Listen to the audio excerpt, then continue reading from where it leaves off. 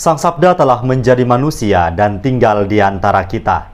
Para sahabat Sabda Hidup yang terkasih, berjumpa kembali bersama saya, Frater Jimmy, dalam permenungan hari ini. Permenungan kita akan diambil dari Injil Yohanes bab 3 ayat 22 sampai ayat yang ke-30.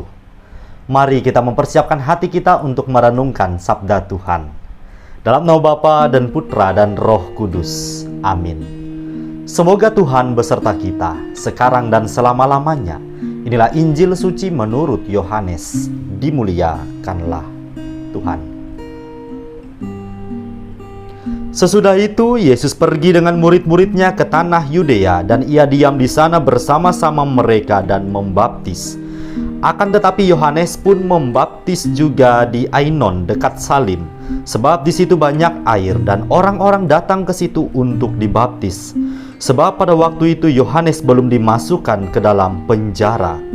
Maka timbullah perselisihan di antara murid-murid Yohanes dengan seorang Yahudi tentang penyucian. Lalu mereka datang kepada Yohanes dan berkata kepadanya, "Rabi, orang yang bersama dengan engkau di seberang sungai Yordan, yang tentang dia engkau telah memberi kesaksian, dia membaptis juga dan semua orang pergi kepadanya." Jawab Yohanes, "Tidak ada seorang pun yang dapat mengambil sesuatu bagi dirinya kalau tidak dikaruniakan kepadanya dari sorga.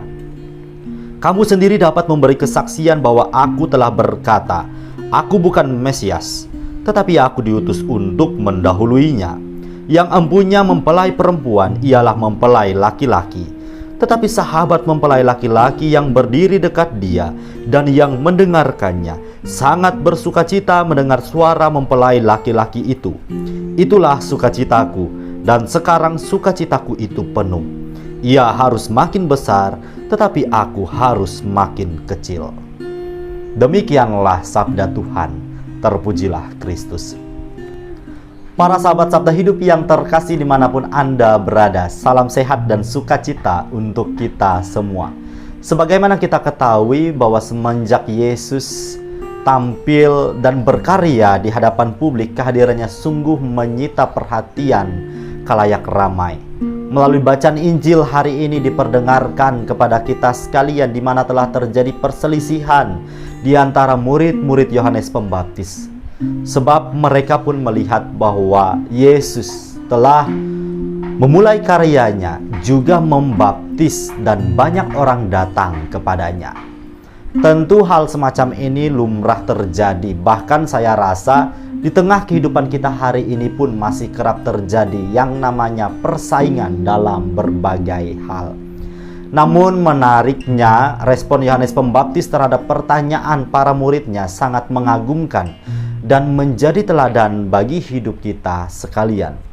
Alih-alih Yohanes Pembaptis merasa tersaingi dengan kehadiran Yesus, justru sebaliknya ia menegaskan kembali bahwa sejak awal kehadirannya ia telah mengatakan bahwa dia bukanlah Mesias. Akan ada yang datang kemudian dan yang jauh lebih besar daripadanya. Dan orang itu kini telah hadir dengan kuasa dan karya-karya ajaib yang dikerjakannya. Yohanes Pembaptis sadar akan panggilan dan perutusannya.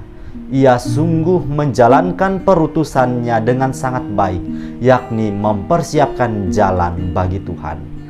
Ketika Yesus mulai tampil di hadapan publik dan orang banyak datang kepadanya, Yohanes Pembaptis tidak berkecil hati, melainkan ia pun turut merasakan sukacitanya, dan dikatakan bahwa sukacitanya ini menjadi penuh di dalam kehadiran Tuhan yang mengagumkan. Inilah salah satu pesan yang teramat dalam dari sabda Tuhan hari ini, bahwasanya kita pun juga diajak untuk melakukan hal yang sama. Jika di mana kita melihat saudara atau orang lain meraih kesuksesan, entah dalam hal apapun, sudah seharusnya kita juga ikut bersukacita dengannya. Bukan justru merasa tersaingi, apalagi iri hati. Di dalam Tuhan selalu ada sukacita, dan berbahagialah kita sekalian yang senantiasa menaruh pengharapan di dalam Dia. Sebab sukacita yang akan kita alami tidak akan pernah berkesudahan. Semoga para sahabat yang terkasih kita sekalian dimampukan untuk terus bersiarah dalam terang iman akan Kristus Tuhan. Selamat beraktivitas, salam sehat untuk kita sekalian. Semoga Allah yang Maha Kuasa memberkati kita, melindungi kita terhadap dosa, dan menghantar kita ke hidup yang kekal. Amin. Dalam nama Bapa dan Putra dan Roh Kudus. Amin.